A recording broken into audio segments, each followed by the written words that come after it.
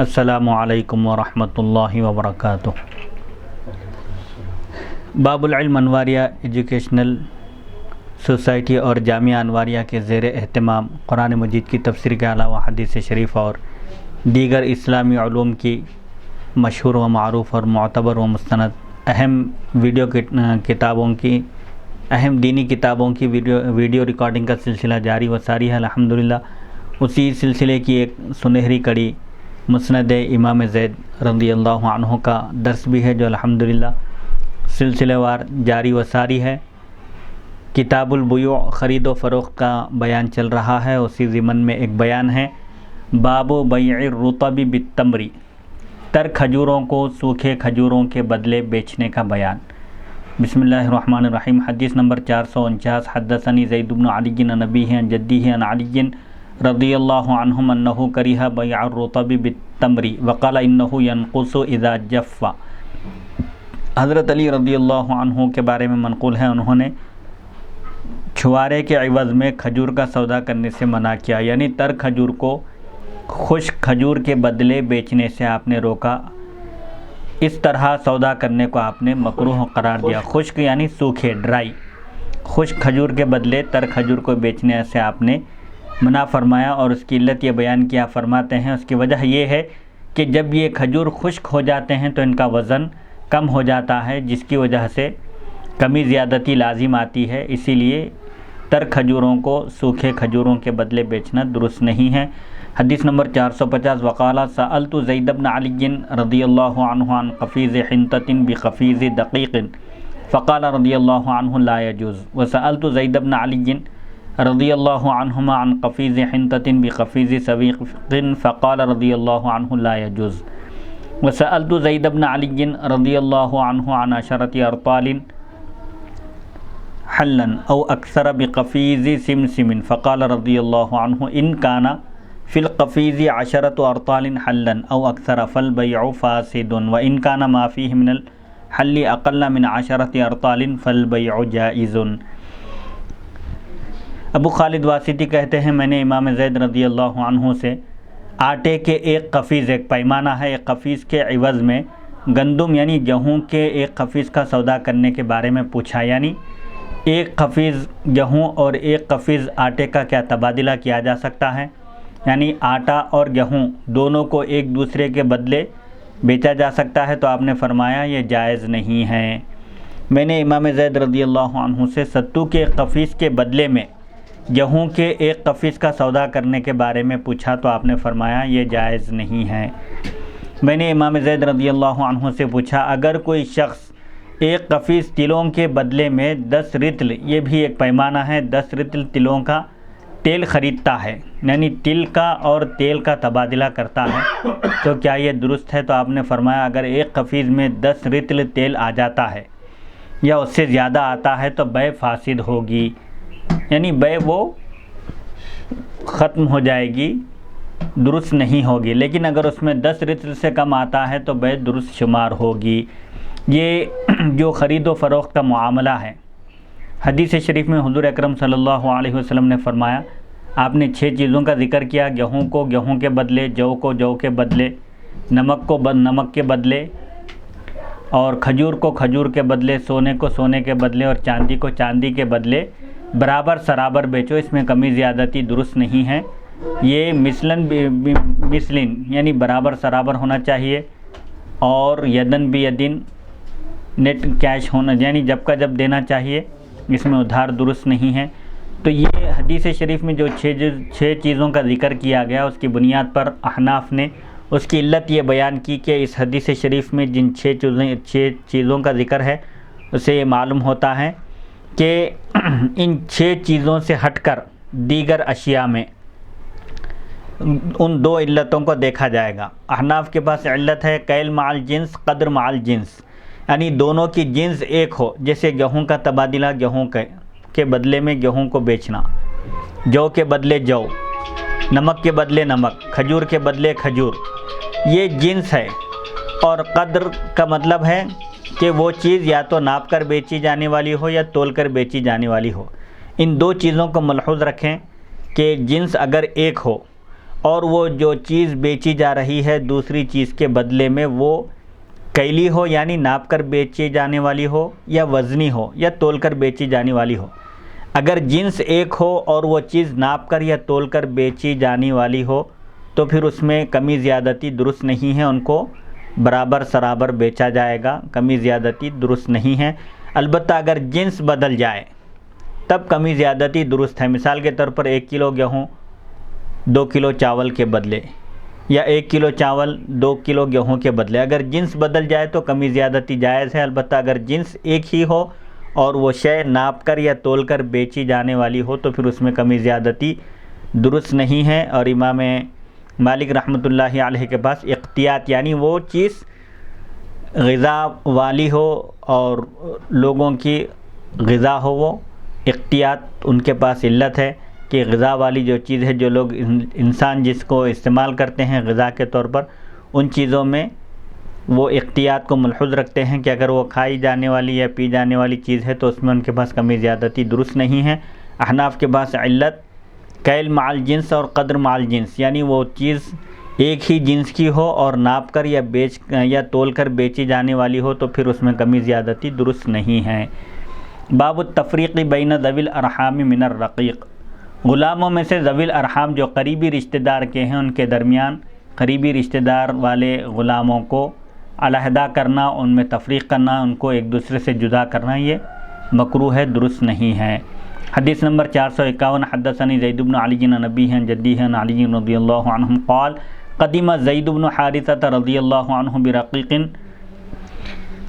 فتصفح رسول اللہ صلی اللہ علیہ وسلم الرقیق فنظر الى رجل منهم وامرأة کئیبین حزینین من بین الرقیق فقال رسول اللہ صلی اللہ علیہ وسلم ما لی ارى هذین کئیبین حزینین من بین الرقیق فقال زید یا رسول اللہ احتجنا الى نفقة على الرقیق فبعنا ولدا لهما فانفقنا ثمنه على الرقیق فقال رسول اللہ صلی اللہ علیہ وسلم ارجع حتى تسترده من حيث بعته فرده على ابويه وامر رسول اللہ صلی اللہ علیہ وسلم منادیه ینادی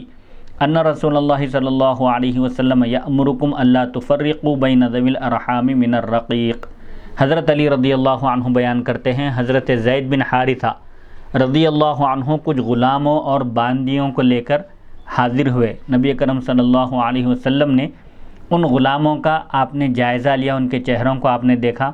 آپ نے ان میں سے ایک مرد اور ایک عورت کو غمگین اور پریشان دیکھا۔ نبی اکرم صلی اللہ علیہ وسلم نے پوچھا، دریافت کیا، کیا بات ہے کہ میں تمام غلاموں اور باندیوں کے درمیان ان دونوں کو غمگین اور پریشان دیکھ رہا ہوں؟ تو حضرت زید رضی اللہ عنہ نے عرض کیا، یا رسول اللہ، ہم ان غلاموں اور باندیوں پر ہم کو خرچ کرنے کی ضرورت پیش آ گئی، پیسے نہیں تھے، نفقہ ان پر خرچ کرنے کے لیے، ان کو کھلانے پلانے کے لیے پیسوں کی ضرورت پیش آ گئی، تو ہم نے ان دونوں کے بچے کو فروخت کر دیا۔ یہ جو مرد اور عورت جو نظر آ رہے ہیں، شوہر بیوی ہیں، یہ ان کے ایک لڑکے کو ہم نے، چونکہ وہ بھی غلام بن کر آیا تھا، ہم نے اس لڑکے کو فروخت کر دیا ان سب کو کھانا کھلانے کے لیے، اور اس کی قیمت ان غلاموں اور باندیوں پر ہم نے خرچ کر دی۔ تو نبی اکرم صلی اللہ علیہ وسلم نے فرمایا، تم واپس جاؤ اور اس کو واپس لے کر آؤ، جس لڑکے کو تم جو غلام بن کر آیا تھا، جس کو تم نے بیچ دیا ہے، اس کو واپس لے لو، جس کو بیچے ہو، جہاں تم نے اسے فروخت کیا ہے وہاں سے اس کو واپس لے لو اور اس کو اس کے ماں باپ کے حوالے کر دو۔ پھر نبی اکرم صلی اللہ علیہ وسلم نے اپنے منادی سے یہ اعلان کروایا، آپ نے ندا دینے والے کو یہ حکم دیا، یہ اعلان کر دو کہ رسول اللہ صلی اللہ علیہ وسلم تم لوگوں کو ہدایت کرتے ہیں، تم کو یہ رہنمائی کرتے ہیں، تم کو یہ ڈائریکشن دیتے ہیں کہ غلاموں میں ذوی الارحام جو قریبی رشتہ دار جو غلام ہیں، قربت کا جو رشتہ داری میں درجہ رکھتے ہیں، بالکل قریب کے جو رشتہ دار ہیں ان کے درمیان علیحدگی نہ کروائی جائے، یعنی تم غلاموں کے درمیان جو قریبی رشتہ دار والے ہیں ان کو الگ الگ نہ کرو۔ جیسے اس واقعے میں ہے کہ ایک شوہر اور بیوی کے لڑکے کو صحابہ نے بیچ دیا تھا، تو آپ نے فرمایا کہ لڑکے کو اس کے والدین سے جدا مت کرو۔ اسی طرح ذوی الارحام جو ہیں قریبی رشتہ دار جو غلام یا باندی بن کر آئے ہیں ان کی رشتہ داری کا لحاظ رکھ کر ان کو الگ الگ نہ کرو۔ باب الاستبراء فی الرقیق، اگر دشمنان اسلام سے جنگ ہو اور کافر قیدی بن کر آئیں، مسلمانوں کے قبضے میں آ جائیں، مرد اور عورتیں، تو مرد کو غلام کہتے ہیں اور عورت کو باندی کہا جاتا ہے، اگر ایسی باندی اس میں قید ہو کر آ جائے جنگ میں تو اس کا استبراء رحم، یعنی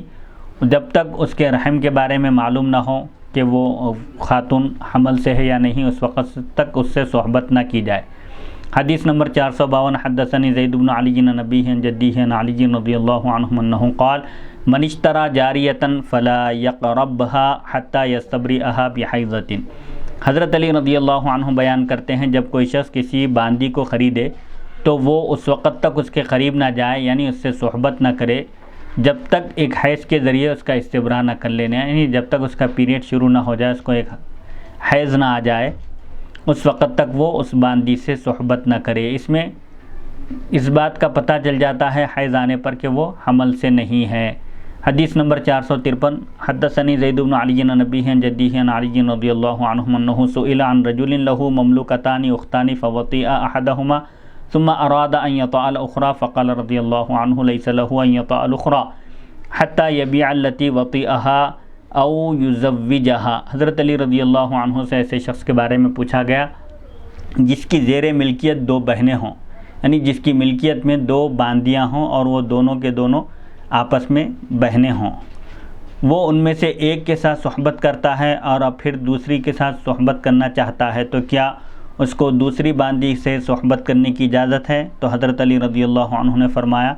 اسے دوسری باندی کے ساتھ صحبت کرنے کا حق اس وقت تک حاصل نہیں ہوگا جب تک کہ وہ اس کنیز اس باندی کو فروخت نہیں کر دیتا جس کے ساتھ اس نے صحبت کی تھی، یا اس کی کہیں اور شادی نہیں کروا دیتا۔ یعنی اگر دو باندیاں ہوں کسی کی ملکیت میں اور وہ دونوں آپس میں بہنیں ہوں تو پھر مالک دونوں کے ساتھ صحبت نہیں کر سکتا، کیونکہ نکاح میں جس طرح دو بہنوں کو جمع کرنا حرام ہے، اسی طرح مل کے یمین میں بھی دو بہنوں کو جمع کر کے صحبت کرنا یہ درست نہیں ہے۔ حضرت علی رضی اللہ عنہ سے جب یہ مسئلہ پوچھا گیا تو آپ نے فرمایا دوسری باندی سے وہ اس وقت تک صحبت نہیں کر سکتا جب تک کہ وہ اس باندی کو کسی دوسرے کو فروخت نہ کر دے یا پھر اس باندی کا کسی دوسرے شخص کے ساتھ نکاح نہ کروا دے۔ حدیث نمبر 454، سألت زید بن علی رضی اللہ عنہ عن الامۃ اذا كانت لا تحض بكم يستبرئها فقال رضی اللہ عنہ بشہر، قلت فإن كان ملكها بهبة أو میراث أو وقعت في سهمه من المغنم كله سواء قال رضی اللہ عنہ نعم۔ ابو خالد واسطی کہتے ہیں میں نے امام زید رضی اللہ عنہ سے ایسی باندی کے بارے میں پوچھا جسے حیض نہیں آتا، اگر اس کو حیض نہیں آتا ہے تو اس کا استبراء کس طرح کیا ہوگا؟ جب آپ نے یہ مسئلہ پوچھا تو آپ نے جواب دیا کہ 1 مہینے کے حساب سے ہوگا۔ سورہ طلاق میں اللہ تعالیٰ کا ارشاد ہے واللائی یئسن من المحیض من نسائکم ان ارتبتم فعدتہن 3 اشہر، یعنی جو سن یاس کو پہنچ چکی ہیں وہ عورتیں جن کو اب حیض نہیں آتا ان کی عدت مہینوں کے حساب سے ہوگی۔ اسی طرح اگر کوئی لڑکی کوئی عورت ایسی ہے جس کو حیض نہیں آتا تو اس کا بھی استبراء رحم یہ مہینوں کے حساب سے ہوگا۔ آپ نے فرمایا کہ اگر اس باندی کو حیض نہیں آتا ہے تو اس کا استبراء رحم 1 مہینے کے حساب سے ہوگا، یعنی 1 مہینے تک جس نے باندی کو خریدا ہے وہ اس کے قریب نہیں جائے گا، یعنی باندی سے صحبت نہیں کرے گا۔ میں نے پوچھا وہ شخص ہبہ یا وراثت کے ذریعے اس کا باندی کا مالک بن جاتا ہے یا مال غنیمت میں سے اس کے حصے میں وہ باندی آ جاتی ہے تو یہ تمام صورتیں برابر شمار ہوں گی، یعنی ہر صورت میں کیا استبراء رحم ضروری ہے؟ اگر کوئی شخص کسی کو ہبہ کر دے باندی، یا کسی کو وراثت میں باندی مل جائے، یا مال غنیمت میں کسی کے حصے میں اگر باندی آ جائے تو کیا ان تمام صورتوں میں استبراء رحم ضروری ہے؟ تو آپ نے فرمایا ہاں ان تمام صورتوں میں استبراء رحم ضروری ہے۔ باندی سے اس وقت تک صحبت نہیں کر سکتا جب تک کہ اس کو ایک حیض نہ آ جائے، اگر وہ حیض والی نہ ہو تو 1 مہینہ جب تک نہ گزر جائے اس وقت تک باندی کو خریدنے والا یا باندی کا مالک بننے والا یا باندی کا وارث ہونے والا یا مال غنیمت میں باندی کو پانے والا شخص صحبت نہیں کر سکتا۔ حدیث نمبر 455، حدثنی زید بن علی عن ابیہ عن جدیہ عن علی رضی اللہ عنہ قال نہى رسول اللہ صلی اللہ علیہ وسلم عن الحبالى ان يؤطأن حتى يضعن اذا كان الحبل من غيرك اصبتها شراء او خمسا۔ حضرت علی رضی اللہ عنہ بیان کرتے ہیں نبی اکرم صلی اللہ علیہ وسلم نے حاملہ عورتوں کے ساتھ صحبت کرنے سے آپ نے منع فرمایا اس وقت تک جب تک کہ وہ بچے کو جنم نہ دیں، یعنی جب تک ڈیلیوری نہ ہو جائے، وضع حمل نہ ہو جائے، اس وقت تک حاملہ عورتوں سے صحبت نہ کی جائے۔ اگر وہ حمل تمہارے بجائے کسی اور کا ہو اور تم نے اسے خرید کر یا مال خمس میں سے حاصل کیا ہو، یعنی اگر کوئی باندی کسی کی ملکیت میں آ جائے اور وہ حمل سے ہو تو پھر جب تک اس کا وضع حمل نہ ہو اس سے صحبت نہ کی جائے۔ اسی طرح کسی کو مال غنیمت میں اگر باندی ملی اور وہ حاملہ ہو تو بھی وہ جب تک وضع حمل نہ ہو اس سے صحبت نہیں کر سکتا۔ حدیث نمبر 456 وقال رسول اللہ صلی اللہ علیہ وسلم الماء یسقی الماء ویشد العظم وینبت اللحم۔ نبی اکرم صلی اللہ علیہ وسلم نے ارشاد فرمایا پانی کو سیراب کرتا ہے اور ہڈی کو مضبوط کرتا ہے اور گوشت اگاتا ہے۔ حدیث نمبر 457 ونہا رسول اللہ صلی اللہ علیہ وسلم عن مہر البغی و اجر ماء کل عصیب وہی الفحول۔ نبی اکرم صلی اللہ علیہ وسلم نے فاحشہ عورت کے معاوضے اور جفتی کے لیے اونٹ یا نر جانور کرائے پر دینے سے آپ نے منع فرمایا۔ فاحشہ عورت، بدکار عورت جو بدکاری کر کے جو پیسے حاصل کرتی ہے اس کے معاوضے سے آپ نے منع فرمایا، اس کو خبیث حرام قرار دیا۔ اسی طرح جفتی کے لیے اونٹ یا نر جانور، کسی اونٹنی کو حاملہ کرنے کے لیے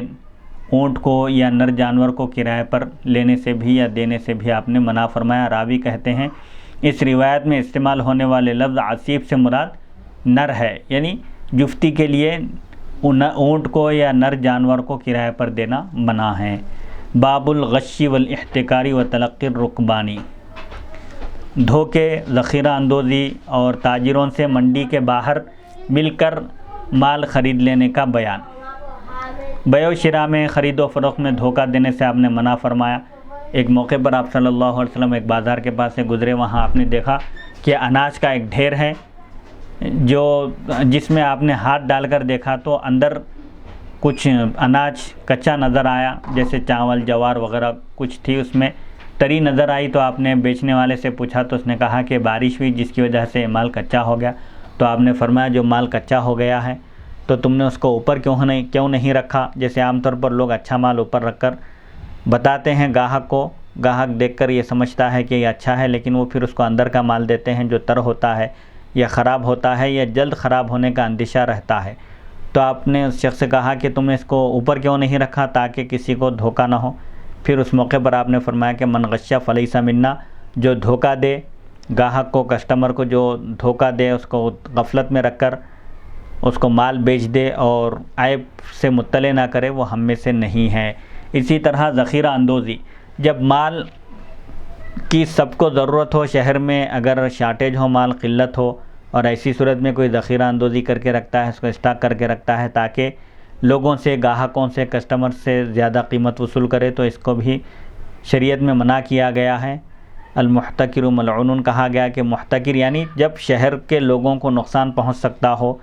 شارٹیج ہونے کی وجہ سے قیمتیں بڑھ سکتی ہوں، ایسی صورت میں اگر کوئی مال کو اس نیت سے روک کر رکھتا ہے تو اس طرح ذخیرہ اندوزی کرنے کی اجازت نہیں ہے شریعت میں۔ البتہ اگر مال وافر مقدار میں ہو اور کوئی شخص اپنے لیے اس طرح روک کر رکھتا ہے تو اس میں کوئی حرج نہیں ہے۔ کب؟ جبکہ مخلوق کو، لوگوں کو اس کے روک کر رکھنے کی وجہ سے کوئی تکلیف نہ ہو، ریٹ قیمتیں بڑھنے کا امکان نہ ہو۔ اسی طرح اگر کوئی شخص بازار میں، شہر میں مال پہنچنے سے پہلے ہی شہر کے باہر پہنچ کر مال حاصل کر رہا ہے تو اس کی بھی دو صورتیں ہیں کہ اگر وہ شخص اس نیت سے جا کر وہاں تاجروں سے مال خرید رہا ہے تاکہ وہ شہر میں لا کر اس کو زیادہ ریٹ میں، زیادہ قیمت میں فروخت کرے تو یہ درست نہیں ہے۔ البتہ کوئی ایسے ہی اگر شہر کے باہر چلا جائے اور اس کا آمنا سامنا ہو جائے تاجروں سے، اس کو مال وغیرہ کچھ نظر آ جائے، جیسے آج کل بقرعید کے موقع پر بکرے وغیرہ جانور خرید کر لاتے ہیں لوگ، اگر کوئی ایسے ہی چلا جائے اور اس کو نظر آئے اور وہ تمام مال حاصل کر لے تو اس میں کوئی حرج نہیں ہے۔ البتہ جہاں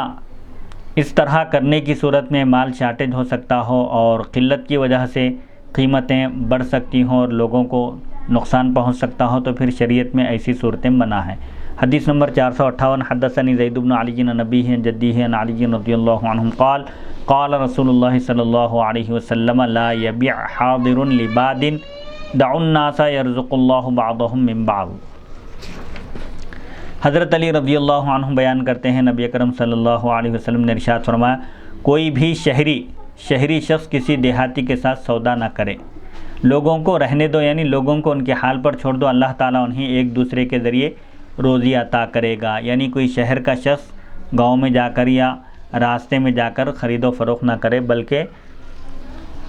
وہ تاجروں کو اور گاہکوں کو چھوڑ دے۔ اللہ تعالیٰ ایک دوسرے کی روزی کا سبب اور ذریعہ بنایا ہے، ان کو روزی حاصل کرنے دو۔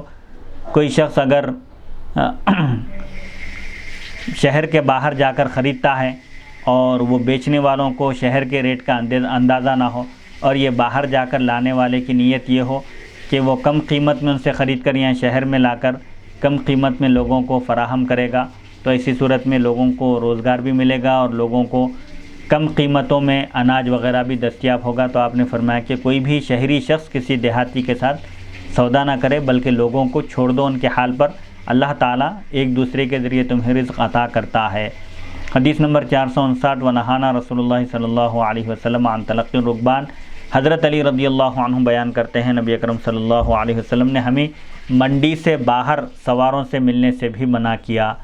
یعنی منڈی کے باہر پہنچ کر مال منڈی میں، مارکیٹ میں، بازار میں آنے سے پہلے ہی حاصل کر کے بعض لوگ اس مال کو زیادہ قیمتوں میں بیچتے ہیں، لوگوں کو تکلیف ہوتی ہے، اسی لیے آپ نے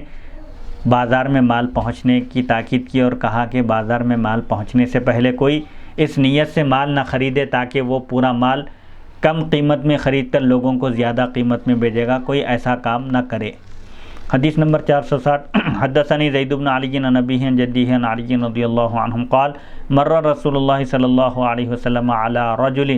یبیع طعاما فنظر رسول اللہ صلی اللہ علیہ وسلم الى خارجہ فأعجبه فأدخل يده إلى داخله فأخرج منه قبضة فكان أردأ من الخارج فقال رسول اللہ صلی اللہ علیہ وسلم من غشنا فلیس منا۔ حضرت علی رضی اللہ عنہ بیان کرتے ہیں نبی اکرم صلی اللہ علیہ وسلم کا ایک شخص کے پاس سے گزر ہوا جو اناج فروخت کر رہے تھے، اناج کا ڈھیر لگا کر ٹھہرے ہوئے تھے۔ نبی اکرم صلی اللہ علیہ وسلم نے اس کے ظاہری حصے کو دیکھا، یعنی اناج جو رکھا ہوا تھا، اوپر جو اناج تھا وہ آپ کو پسند آیا، اچھا صاف ستھرا اور اچھا نظر آیا مال،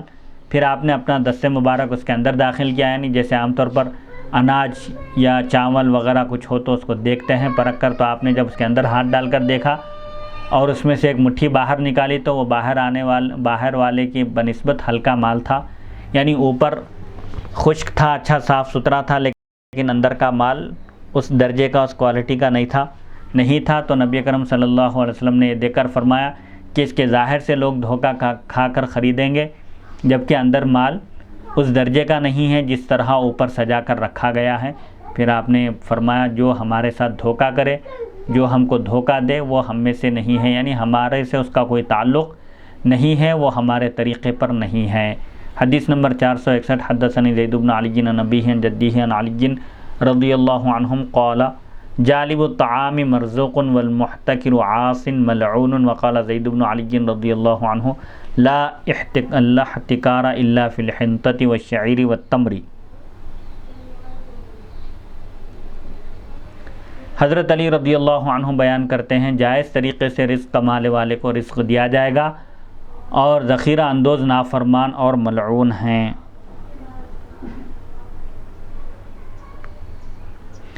یعنی جو کسی کو دھوکہ دیے بغیر جائز طریقے سے اگر کوئی شخص مال کماتا ہے، کسب معاش کرتا ہے، کوشش کرتا ہے، تو اس کو روزی دی جائے گی، اللہ تعالیٰ اس کے لیے رزق کے دروازے کھول دے گا اور اس کو اللہ تعالیٰ اپنے فضل سے نواز دے گا۔ اور جو ذخیرہ اندوز ہوتا ہے، یعنی لوگوں کو نقصان پہنچانے کی نیت سے جب قیمتیں بڑھ جائیں اس وقت وہ مال نکال کر بیچے گا، اس نیت سے جو ذخیرہ اندوز کر کے رکھتا ہے، جو اسٹاک کر کے رکھتا ہے مال کو، وہ نافرمان ہے اور ملعون ہے، اللہ کی رحمت سے وہ دور ہے۔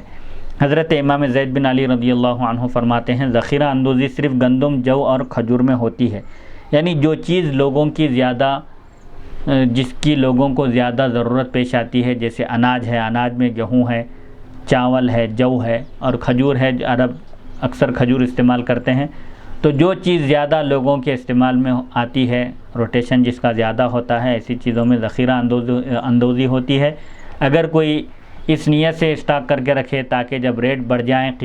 قیمتیں مارکیٹ میں بڑھ جائیں، میں اس وقت اس کو بیچوں گا، کوئی اگر اس نیت سے اگر کوئی ذخیرہ اندوزی کرتا ہے تو اس پر شریعت میں لعنت کی گئی ہے۔ اس کے بارے میں کہا گیا کہ وہ عاصی ہے، نافرمان ہے اور اللہ کی رحمت سے دور ہے۔ حدیث نمبر 462، حدثني زید بن علی عن ابیہ عن جدیہ عن علی رضی اللہ عنہ قال قال رسول اللہ صلی اللہ علیہ وسلم ثلاثۃ لا یکلمہم اللہ تعالی ولا ينظر الیہم یوم القیامۃ ولا یزکیہم ولہم عذاب علیم، رجل بایع اماما ان اعطاہ شیئا من الدنیا وفى له وإن لم يعطه لم يفي له، ورجل له ماء على ظهر الطريق يمنعه سابل الطريق، ورجل حلف بعد العصر لقد أعطي في سلعته كذا وكذا فأخذها الآخر مصدقا للذي قال وهو كاذب۔ حضرت علی رضی اللہ عنہ بیان کرتے ہیں، نبی اکرم صلی اللہ علیہ وسلم نے ارشاد فرمایا، 3 قسم کے لوگ ایسے ہیں جن کے ساتھ اللہ تعالیٰ قیامت کے دن کلام نہیں فرمائے گا، جن سے بات نہیں کرے گا، یعنی اللہ تعالیٰ کی یہ ناراضگی کی نشانی ہے کہ 3 قسم کے لوگ ایسے ہیں جن کے ساتھ اللہ تعالیٰ قیامت کے دن بات نہیں کرے گا اور نہ ہی ان کی طرف رحمت کی نظر سے دیکھے گا اور نہ ہی ان کو پاک صاف کرے گا، پاک صاف ستھرا کرے گا، اور ان لوگوں کے لیے دردناک عذاب ہوگا۔ وہ 3 قسم کے لوگ کون ہیں؟ ایک وہ شخص جو کسی کی بیعت کرتا ہے، جو کسی کے ہاتھ میں اپنا ہاتھ دیتا ہے، اگر وہ امام سے دنیاوی چیز دیتا ہے، یعنی جو حاکم وقت کے ساتھ وفاداری کا عہد کرتا ہے، حاکم وقت کے ہاتھ پر بیعت کرتا ہے، پھر اس بیعت کو اس وقت پورا کرتا ہے جب بادشاہ وقت اس کو کچھ عطا کرے، یعنی سلطان کی طرف سے، حاکم وقت کی طرف سے جب اس کو نوازا جاتا ہے تو وہ بیعت کے تقاضوں کو پورا کرتا ہے، اور اگر حاکم وقت اس کا کچھ خیال نہیں کرتا، اس کو روپیے پیسے نہیں دیتا یا اس کو کچھ نہیں دیتا، تب وہ بادشاہ کے، سلطان کے حقوق کو پورا نہیں کرتا، یعنی بیعت کے تقاضوں کو پورا نہیں کرتا۔ یہ ایک شخص اللہ کی ناراضگی مول لیتا ہے۔ اس طرح کا شخص جو پیسے ملنے پر، روپیے پیسے ملنے پر، نوازے جانے پر حاکم وقت کا ساتھ دیتا ہے اور حاکم وقت کی طرف سے اس کو کچھ نہ ملے تو وہ حاکم وقت کی بیعت کے تقاضوں کو پورا نہیں کرتا۔ اسی طرح دوسرے وہ شخص جس کا راستے میں پانی، یعنی چشمہ یا کنواں ہو، جو راستے کو سیراب کر سکتا ہو اور وہ مسافر کو اسے استعمال کرنے سے روک دے، یعنی جس شخص کا چشمہ یا کنواں یا نل سر راہ ہو، راستے کے کنارے پر ہو، راستے میں ہو، اور لوگ وہاں سے لوگوں کا گزر ہو اور وہ شخص اپنے پانی کو استعمال کرنے کی اجازت نہ دے، مسافروں کو، وہاں سے گزرنے والوں کو پانی استعمال کرنے کی اجازت نہ دے، تو ایسا شخص بھی اللہ تعالیٰ کی ناراضگی کا مستحق ہے، یعنی ایسے شخص سے بھی اللہ تعالیٰ قیامت کے دن بات نہیں کرے گا اور اس کا تزکیہ نہیں کرے گا، اس کو صاف ستھرا نہیں کرے گا، اور ایسے شخص کی طرف اللہ تعالیٰ رحمت کی نظر سے نہیں دیکھے گا۔ تیسرے وہ شخص جو عصر کی نماز کے بعد قسم کھائے کہ اسے اس سامان کی اتنی قیمت دی گئی تھی، اور دوسرا شخص اس کے قسم کی تصدیق کرتے ہوئے اس سامان کو خرید لے جبکہ اس شخص نے جھوٹی قسم کھائی ہو۔ یعنی تیسرے وہ شخص جو عصر کی نماز کے بعد قسم کھا کر اپنا مال بیچے اور گاہک کو، کسٹمر کو، خریدنے والے کو دھوکے میں ڈال دے اور کہے کہ مجھے اس مال کی اس شے کی اتنی قیمت دی گئی تھی، اور وہ اس کی قسم کا اعتبار کر کے اس کی قسم کو سچی سمجھ کر وہ شے اس سے بھاری قیمت میں خرید لے، حالانکہ وہ قسم کھانے والا شخص جھوٹی قسم کھا رہا ہو، تو ایسا شخص بھی اللہ کی رحمت سے دور ہے۔ باب من ملک ذا رحم محرم، جب کوئی شخص کسی محرم کا مالک بن جائے۔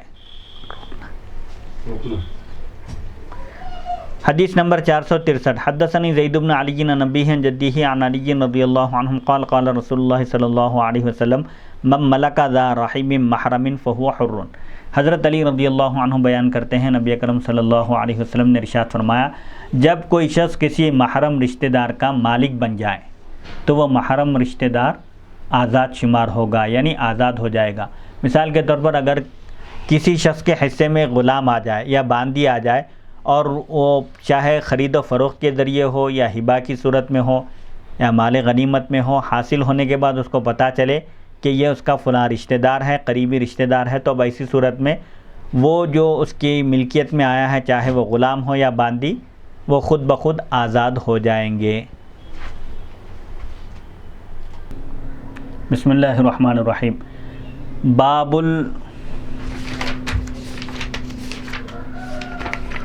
بیع المدبری و امہات الاولاد، مدبر اور امہات الاولاد کو بیچنے کا بیان۔ غلام کی چند قسمیں ہیں، ایک غلام مکمل غلام ہوتا ہے، اور ایک غلام کو مکاتب کہتے ہیں، اور ایک غلام کو مدبر کہتے ہیں۔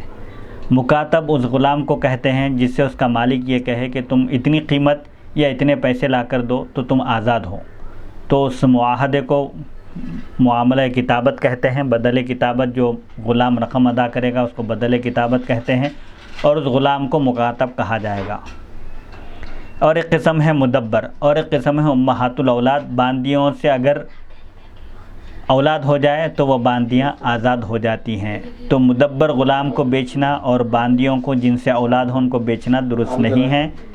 حدیث نمبر 464، حدثنی زید بن علی عن ابیہ عن جدیہ عن علی رضی اللہ عنہ انہ کان یجیز بیع امہات الاولاد وکان یقول اذا مات سید ولها منه ولد فهي حرة من نصیبہ لأن الولد قد ملک منها شقصا وإن كان لا ولد لها بیعت۔ حضرت علی رضی اللہ عنہ فرماتے ہیں، آپ سے امہات اولاد کی فروخت کے بارے میں پوچھا گیا کہ ان باندیوں کو کیا بیچا جا سکتا ہے جن سے اس کے آقا کو اولاد ہوئی ہو، تو آپ نے فرمایا کہ امہات الاولاد کی بیع درست ہے، جائز ہے۔ آپ فرماتے ہیں اگر امہات الاولاد یعنی وہ باندیاں جن کو ان کے آقا سے اولاد ہو، تو ان باندیوں کو امہات الاولاد یعنی اولاد کی مائیں، آقا کے اولاد کی مائیں، تو امہات الاولاد ام الولد جمع امہات الاولاد ہے، یعنی وہ باندیاں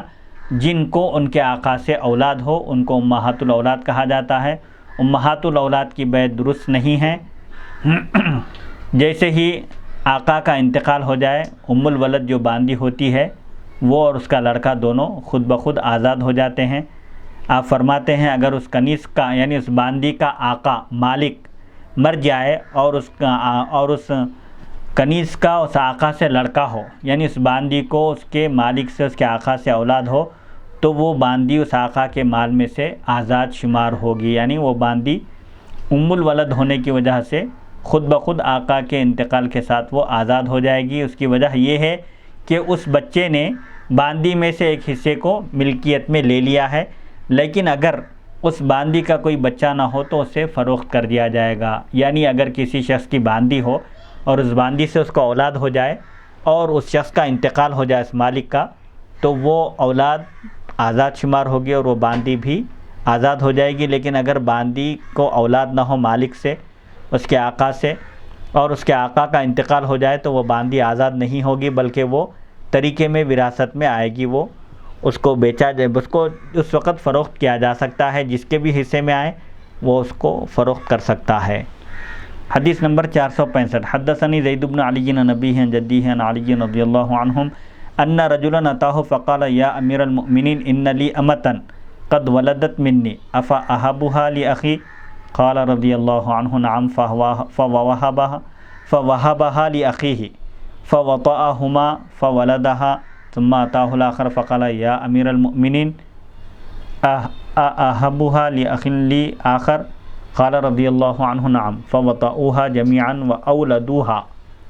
وهم ثلاثۃ۔ حضرت علی رضی اللہ عنہ کے بارے میں منقول ہے، ایک شخص آپ کے پاس آیا اور عرض کیا، اے امیر المؤمنین، میری ایک باندی ہے جس نے میرے ایک بچے کو پیدا کیا ہے، جنم دیا ہے، کیا میں اس باندی کو اپنے بھائی کو ہبہ کر سکتا ہوں، اپنے بھائی کو گفٹ کر سکتا ہوں؟ تو حضرت علی نے فرمایا ہاں۔ اس شخص نے اس باندی کو اپنے بھائی کو ہبہ کر دیا، یعنی بطور تحفہ دے دیا۔ اس دوسرے بھائی نے اس باندی کے ساتھ صحبت کی، باندی نے اس کے بچے کو بھی جنم دیا، یعنی اس کے دوسرے بھائی سے بھی آقا کے دوسرے بھائی سے بھی ایک لڑکا تولد ہوا. پھر وہ دوسرا بھائی حضرت علی رضی اللہ عنہ کے پاس آیا اور عرض کیا اے امیر المؤمنین کیا میں اسے اپنے دوسرے کسی اور بھائی کو دے سکتا ہوں، بطور تحفہ دے سکتا ہوں؟ تو حضرت علی رضی اللہ عنہ نے فرمایا ہاں. راوی کہتے ہیں تمام بھائیوں نے اس کنیز کے ساتھ صحبت کی اور اس باندی نے ان سب کے بچوں کو جنم دیا تھا اور وہ 3 بھائی تھے. یہ جب غلام اور باندیوں کا جب زمانہ تھا، جب دشمنان اسلام کے ساتھ جنگ ہوتی اور جو دشمنان اسلام جو کفار اور مشرکین جنگ میں قید ہو کر آتے، وہ اگر مرد ہوتے تو غلام کہلاتے تھے اور باندیاں عورتیں ہوتی تو باندیاں کہلاتی تھی. لیکن شریعت نے، اسلام نے غلام اور باندی کے نظام کو حضور اکرم صلی اللہ علیہ وسلم کی تشریف آوری کے بعد ختم کیا. یہ پسندیدہ طریقہ بھی نہیں ہے اور اسلام نے غلاموں کو آزاد کرنے پر ابھارا ہے اور غلاموں کے ساتھ اچھا سلوک کرنے کی آپ نے تلقین کی. اسی لیے صحابہ کرام رضی اللہ عنہم حضور اکرم صلی اللہ علیہ وسلم کے حکم کی تعمیل میں اکثر تو غلاموں کے ساتھ وہ لوگ اچھا سلوک کیا ہی کرتے تھے، لیکن اس کے باوجود وہ لوگ اس بات سے ڈرتے تھے کہ کہیں ان سے غلاموں پر زیادتی اور ظلم نہ ہو جائے. اسی ڈر سے، اسی خطرے سے وہ اپنے غلاموں کو آزاد کیا کرتے تھے، آزاد کر دیتے تھے. بہرحال یہ غلام اور باندی کا جب زمانہ تھا اس وقت کی بات ہے. تو آج بھی وہ زمانہ آ سکتا ہے؟ آج بھی آ سکتا ہے لیکن اس وقت نہیں ہے. اسلامی مملکت ہو، حکومت ہو اور ان کی دشمنان اسلام سے جنگ ہو، پھر اس وقت یہ صورت پیدا ہوگی. حدیث نمبر 466 حدثني زید بن علی عن ابیہ عن جدیہ عن علی رضی اللہ عنہ ان رجلا اتاه فقال انی جعلت عبدی حرا ان حدث لی حدث افلی ان ابیعه قال رضی اللہ عنہ لا قال فانه قد احدث ای فسق قال حدثه على نفسه وليس لك ان تبيعه. مدبر غلام اس کو کہتے ہیں جس کو اس کا مالک یہ کہے کہ تم 1 سال کے بعد آزاد ہو یا میرے مرنے کے بعد آزاد ہو، اس کی آزادی کو کسی چیز کے ساتھ معلق کر دے تب وہ مدبر کہلائے گا، اور جب وہ شرط پوری ہوگی تو وہ خود بخود آزاد ہوگا. اس سے پہلے والی جو حدیث ہے جی کہ ایک بھائی نے دوسرے بھائی کے لیے ہبہ کیا، پھر وہ دوسرا بھائی تیسرے بھائی کے لیے ہبہ کیا. تو ہبہ چونکہ درست ہے، ایک اپنی ملکیت سے دستبردار ہوتے ہوئے دوسرے کو دے دینا. ہبہ میں یہ نہیں ہے کہ دونوں بیک وقت اس سے استفادہ کر رہے ہوں، ایسا نہیں ہے. یہاں پر ایک بھائی نے جب استفادہ کیا تو انہوں نے دوسرے کو بطور تحفہ وہ چیز دے دی، تو اب پہلے کی ملکیت سے وہ باندی نکل گئی. حضرت علی رضی اللہ عنہ کے بارے میں منقول ہے کہ ایک شخص آپ کے پاس آیا اور عرض کیا میں نے یہ کہا تھا اپنے غلام سے کہ اگر مجھے موت آ گئی تو میرا غلام آزاد شمار ہوگا. یہ مدبر ہے، یعنی میرے مرنے پر تو آزاد ہے. اگر کوئی مالک، کوئی آقا اپنے غلام سے کہے تو اب وہ ایک شخص اس طرح تو کہہ دیا، اس کے بعد آ کر آپ سے مسئلہ پوچھتے ہیں، دریافت کرتے ہیں کیا اب میں اس غلام کو بیچ سکتا ہوں، فروخت کر سکتا ہوں؟ تو حضرت علی نے فرمایا نہیں، کیونکہ تم نے اس کی آزادی کو اپنی موت کے ساتھ معلق کر دیا ہے. تو اب تمہاری جب موت ہوگی تو وہ غلام خود بخود آزاد ہو جائے گا. اس کے لیے آزادی کا حق اس کے لیے ثابت ہو گیا ہے، وہ آزادی کا مستحق قرار پایا ہے. اب تم اس کی آزادی کو چھین نہیں سکتے، یعنی اب تم اس کو نہیں بیچ سکتے. تو اس شخص نے عرض کیا کہ وہ غلام گنہگار ہو گیا ہے، یعنی غلط کام کرنے لگا ہے. تو حضرت علی نے فرمایا کہ اس کا گناہ اس کے سر پر ہے. یعنی اگر غلام بدکار ہو گیا ہے، فاسق ہو گیا ہے، فاجر ہو گیا ہے تو وہ اس کے اپنے عمل کا وہ خود ذمہ دار ہے، لیکن تمہیں یہ حق نہیں ہے کہ تم اس کے فسق و فجور کی وجہ سے تم اس کو بیچ دو. یعنی جب مدبر بنا دیے ہیں اس کو یا مکاتب بنا دیے ہیں تو اس کو پھر دوبارہ غلامی میں نہیں لیا جا سکتا. حدیث نمبر 467 وقال زید بن علی رضی اللہ عنہ لو ان رجلا جاز المدبر من نفسه جاز ذالک. امام زید فرماتے ہیں جب کوئی شخص اپنے مدبر غلام کو اپنی ذات کے حوالے سے جائز قرار دے دے، یعنی آزاد کرنے کے لیے کہہ دے تو یہ جائز ہوگا. یعنی اگر کوئی اپنے غلام سے یہ کہے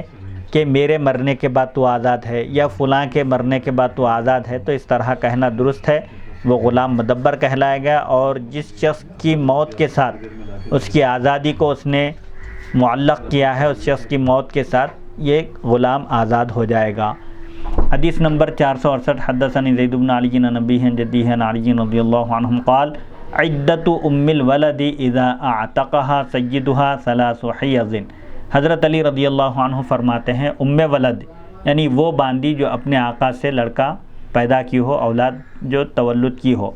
ام ولد کو جب اس کا آقا آزاد کر دے، یعنی جو باندی آقا سے لڑکا تولد کرے، اولاد پیدا کرے،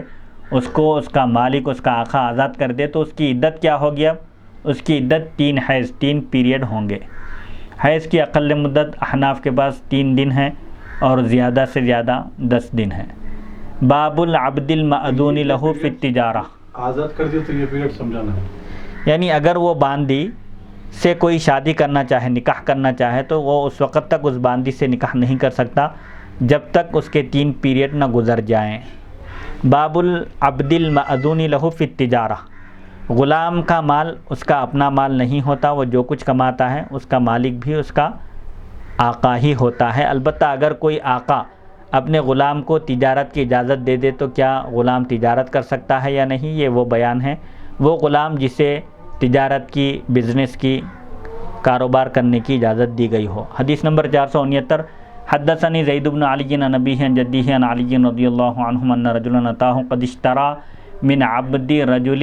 قد واللہ ضیعة فقال السید لم آذن لعبدی فی التجارہ فلزمہ دین قال يخير سيده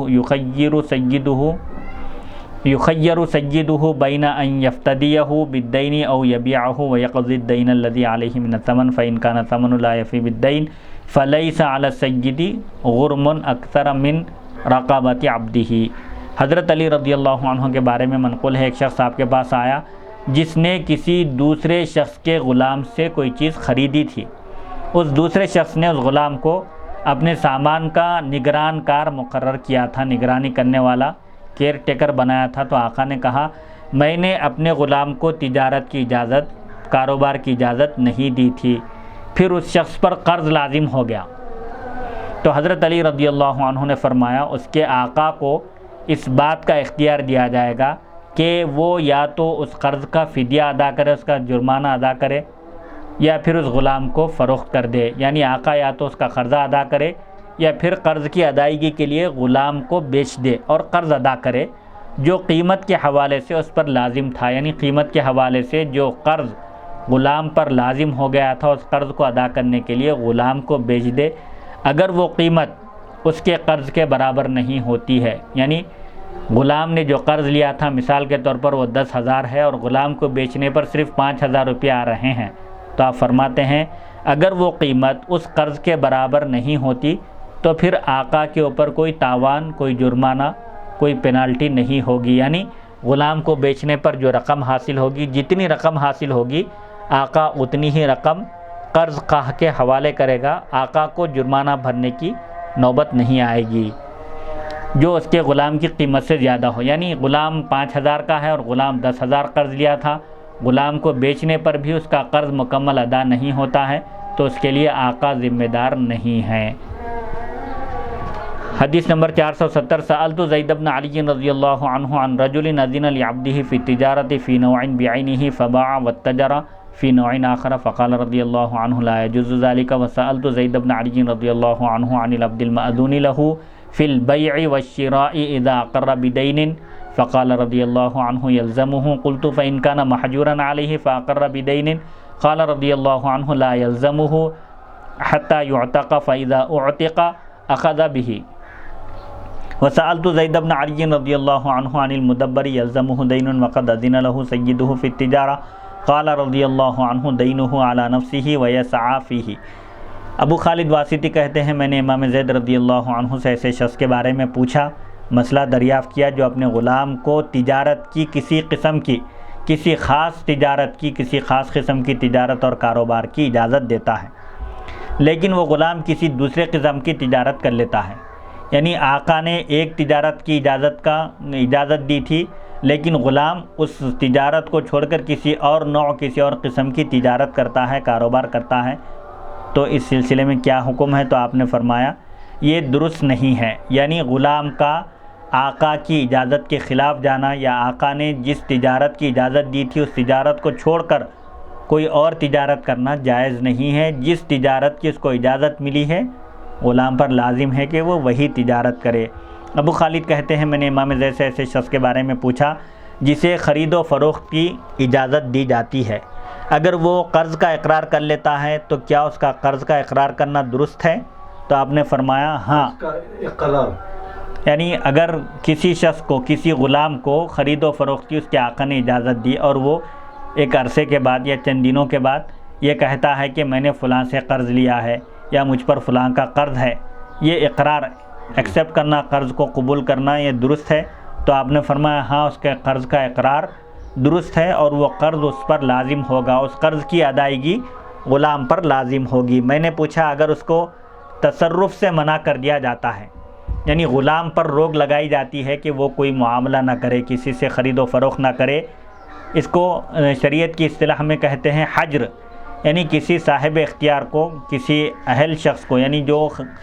معاملہ داری کر سکتا ہے، خرید و فروخت کر سکتا ہے، لیکن اس کو اگر اس پر روک لگا دے کہ یہ خرید و فروخت نہیں کر سکتا، کوئی اس کے ساتھ معاملہ نہ کرے، جیسے کوئی ایک شخص ہے جس کے اندر سمجھداری نہیں ہے، بالغ ہے لیکن اس کے اندر سمجھداری نہیں ہے، بے تکا جو خرچ کرنے والا ہے یا پیسوں کو صحیح جگہ خرچ کرنے والا نہیں ہے، فضول خرچی کرنے والا ہے، جس کی وجہ سے اس کے اہل و عیال متاثر ہو رہے ہیں، وہ اپنے ضروری رشتہ داروں کا خیال کرنے کے بجائے اگر کوئی شخص بیجا اگر پیسہ خرچ کر رہا ہے تو شریعت میں اس پر روک لگانے کی قاضی کو، حاکم وقت کو اجازت ہے، وہ اس کو تصرف کرنے سے، خرید و فروخت اور معاملہ کرنے سے روک دے۔ تو آپ فرماتے ہیں اگر اس کو تصرف سے منع کر دیا جاتا ہے، روک دیا جاتا ہے، اس کے باوجود وہ قرض کا اقرار کرتا ہے اور یہ کہتا ہے کہ مجھ پر فلاں کا قرض باقی ہے، تو اب ایسی صورت میں کیا حکم ہے؟ آپ نے فرمایا یہ لازم نہیں ہوگا، محجور ہونے کی وجہ سے، یعنی تصرف سے، خرید و فروخت سے، معاملے سے روک دیے جانے کے باوجود اگر وہ قرض کا اقرار کرتا ہے تو یہ قرض اس پر لازم نہیں ہوگا اس وقت تک جب تک وہ آزاد نہیں ہو جاتا، یعنی جب تک وہ غلام ہے وہ قرض ادا نہیں کر سکتا، اس کے قرض کا اقرار بھی درست نہیں ہے۔ البتہ جب وہ آزاد ہو جائے گا تو اس سے وہ قرض وصول کیا جائے گا۔ میں نے امام زید سے ایسے مدبر غلام کے بارے میں پوچھا جو قرض کو لازم کر دیتا ہے اور اس کے آقا نے اسے تجارت کی اجازت دی تھی، یعنی ایک مدبر غلام ہے جس سے اس کا آقا یہ کہے کہ میرے مرنے پر یا فلاں کے مرنے پر تو آزاد ہے، اور اس کو تجارت کی اجازت بھی دے دے، پرمیشن بھی مل جائے اس کو بزنس کا، معاملے کا، کاروبار کا، اس کے بعد وہ اپنے اوپر قرض کو لازم کر لیتا ہے، تو ایسی صورت میں کیا حکم ہے؟ تو آپ نے فرمایا اس کا قرض اس کی ذات پر ہوگا، یعنی اس قرض کا ذمہ دار مدبر کا آقا نہیں ہوگا، مدبر ہی ہوگا، اور وہ اس قرض کو ادا کرنے کے لیے خود مدبر کوشش کرے گا، سعی کرے گا، بھاگ دوڑ کرے گا، یعنی قرض کی ادائیگی کے لیے وہ کسب معاش کرے گا، محنت کرے گا، خود کے پیسوں سے وہ قرضہ ادا کرے گا۔ باب السلمی وہو السلف، بیع سلم کا بیان۔ بیع کی مختلف اقسام ہے شریعت میں، انہی اقسام میں سے ایک قسم بیع سلم ہے۔ بیع سلم کا مطلب یہ ہے کہ پیشگی قیمت دی جائے اور مال بعد میں لیا جائے، جیسے مثال کے طور پر کوئی ایک جوتا بنوانا چاہتا ہے یا کوئی ایک ماڈل کی کوئی چیز بنانا چاہتا ہے تو وہ کاریگر کو بتا دیتا ہے کہ مجھے فلاں چیز ایسی چاہیے، اس کے لیے وہ عام طور پر پیشگی پیسے ادا کر دیتا ہے ایڈوانس میں، پھر بعد میں وہ شے لیتا ہے، اس کو بیع سلم کہتے ہیں۔ پیسے بعد میں بھی ادا کیے جا سکتے ہیں، لیکن صورت یہ ہے کہ کوئی چیز کوئی حاصل کرنا چاہے، جیسے کوئی بڑھائی کے پاس، کارپینٹر کے پاس کوئی ایک ٹیبل یا کوئی کرسی بنانے کا اس کو آرڈر دیتا ہے اور اس کو رقم ادا کر دیتا ہے، پھر وہ چیز بعد میں بننے کے بعد وہ حاصل کرتا ہے، اس کو بیع سلم کہتے ہیں، جس میں قیمت پہلے ادا کی جاتی ہے اور مال بعد میں لیا جاتا ہے۔ حدیث نمبر 471، حدثني زید بن علی عن نبیہ جدیہ عن علی رضی اللہ عنہ قال من اسلف فی طعام الى اجل فلم یجد عند صاحبہ ذلك الطعام فقال خذ منی غیرہ بسعر یومہ لم یکن له ان یأخذ الا الطعام الذي اسلف فیہ او رأس مالہ وليس له ان یأخذ نوعا من الطعام غیر ذلك النوع۔ حدثني زید بن علی عن نبیہ جدیہ عن علی رضی اللہ عنہ قال لا بأس ان تأخذ بعض رأس مالک وبعض رأس سلمک ولا تأخذ شیئا من غیر سلمک۔ حضرت علی رضی اللہ عنہ کے بارے میں منقول ہیں، آپ فرماتے ہیں جو شخص کسی طے شدہ مدت تک اناج میں بیع سلف کرے، یعنی یہ کہے کہ مجھے چاول چاہیے اور 1 مہینے کے بعد، اس میں مدت بھی طے کرے، مدت مقرر کرے اور اناج میں بیع سلف کرے، یعنی آج قیمت دے دے، 1 مہینے کے بعد کہ وہ شے لے، اور پھر وہ اپنے ساتھی کے پاس اس اناج کو نہ پائے۔ مثال کے طور پر ایک شخص 1 مہینے کے بعد چاول لینے کا معاہدہ کرے کسی کے ساتھ، اس کو 1 مہینے کا ٹائم دے اور کہے کہ 1 مہینے کے بعد مجھے چاول چاہیے اور یہ اس کی قیمت ہے، یہ لے لے۔ اس کے بعد جب وہ 1 مہینے کے بعد جائے تو وہ اپنے ساتھی کے پاس اس کے بیان کیے ہوئے مطابق اناج کو نہ پائے، یعنی جو کوالٹی اور جس قسم کا وہ چاول یا اناج چاہتا تھا وہ نہ ملے، اور اس کا ساتھی جس سے اس نے یہ بیع سلم کی ہے، یہ معاملہ کیا ہے، وہ یہ کہے کہ تم آج کے ریٹ پر اس کے بجائے کوئی اور مال اسی قسم کا مجھ سے لے لو، تب اس پہلے شخص کو یہ حق حاصل نہیں ہوگا، وہ صرف وہی اناج لے سکتا ہے جس کے بارے میں اس نے معاملہ کیا تھا، بیع کی تھی، یا پھر اصل مال واپس لے لے گا۔ مثال کے طور پر اس کے بیان کیے ہوئے چاول اگر نہ ملے 1 مہینے کے بعد اور دکاندار اس کو دوسرے چاول کا پیشکش کرے تو وہ دوسرا چاول نہیں لے سکتا، بلکہ وہی چاول لے، اگر وہ چاول نہ ملے تو وہ پیسے واپس لے لے۔ اسے یہ حق حاصل نہیں ہے کہ وہ اس مخصوص قسم کے بجائے کوئی اور قسم حاصل کرے۔ حضرت علی رضی اللہ عنہ بیان کرتے ہیں اس میں کوئی حرج نہیں ہے، کوئی گناہ نہیں ہے کہ اگر تم اپنی ادا شدہ قیمت کا کچھ حصہ وصول کر لیتے ہو اور بیع سلم سے متعلق کچھ چیز وصول کر لیتے ہو، یعنی تم جو قیمت دیے تھے 1 مہینہ پہلے اس میں سے کچھ قیمت لے لے کر کوئی دوسری چیز اگر لینا چاہو تو لے سکتے ہو، اس میں کوئی حرج نہیں ہے، لیکن تم بیع سلم کے علاوہ کوئی اور چیز وصول نہ کرنا، یعنی جو معاہدہ طے ہوا تھا، جو بات ہوئی تھی اس کے مطابق خریدار کو صرف یہ اختیار ہے کہ وہ وہی اناج لے یا پھر قیمت واپس لے لے۔ حدیث نمبر 472 حدثنی زید بن علی عن ابیہ عن جدیہ عن علی رضی اللہ عنہم انہ کریہ الرہن والکفیل فی السلم۔ حضرت علی رضی اللہ عنہ کے بارے میں یہ بات منقول ہے کہ آپ بیع سلم میں رہن اور کفیل کو مکروہ قرار دیتے ہیں۔ بیع سلم میں رہن بھی ایک قسم ہے یہ کہ جس میں عام طور پر اگر کسی سے کوئی چیز لینا ہو اور پیسے نہ ہو تو اپنی کوئی چیز اس کے پاس بطور رہن رکھ کر اس سے لیتے ہیں، جیسا کہ حضور اکرم صلی اللہ علیہ وسلم نے ایک یہودی سے آپ نے کچھ اناج لیا تھا اور اس کے بدلے آپ نے اپنی درع جنگی لباس کو اس کے پاس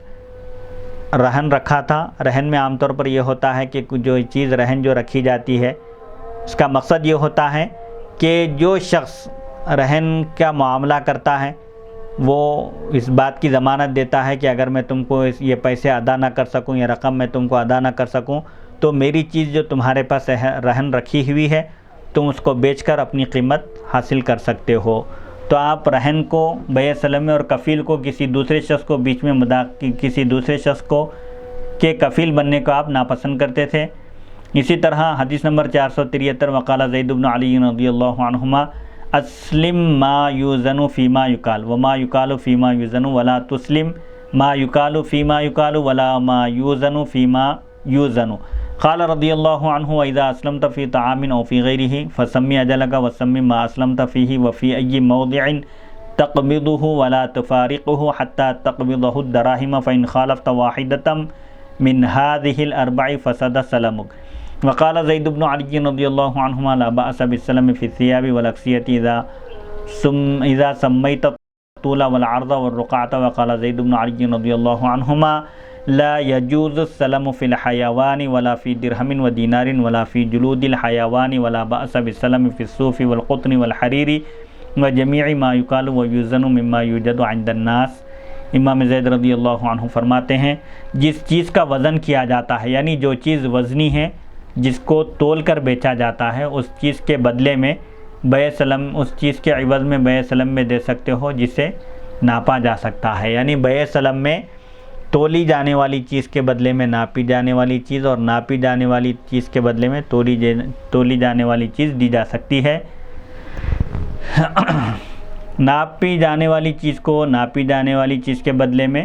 بیع سلم میں نہیں دیا جا سکتا۔ اسی طرح وزن کی جانے والی چیز کا وزن کی جانے والی چیز کے بدلے میں بیع سلف نہیں کیا جا سکتا، یعنی بیع سلم میں تولی جانے والی چیز کے بدلے میں ناپی جانے والی چیز اور ناپی جانے والی چیز کے بدلے میں تولی جانے والی چیز دی جا سکتی ہے، اس کا بیع سلم ہو سکتا ہے، لیکن ناپی جانے والی چیز کا ناپی جانے والی چیز کے بدلے تبادلہ بیع سلم میں نہیں ہو سکتا۔ اسی طرح جب تم اناج یا کسی اور چیز میں بیع سلم کرتے ہو، یعنی پہلے قیمت دیتے ہو پیشگی، پھر بعد میں مبیع لیتے ہو خریدی ہوئی چیز، تو تم ادائیگی کی مدت کا تعین کرنا، یعنی بیع سلم کے لیے چند شرائط ہے. ایک تو جس چیز میں بیع سلم ہو رہی ہے نوع معلوم ہونا، اس کی صفت معلوم ہونا کہ وہ عمدہ ہے یا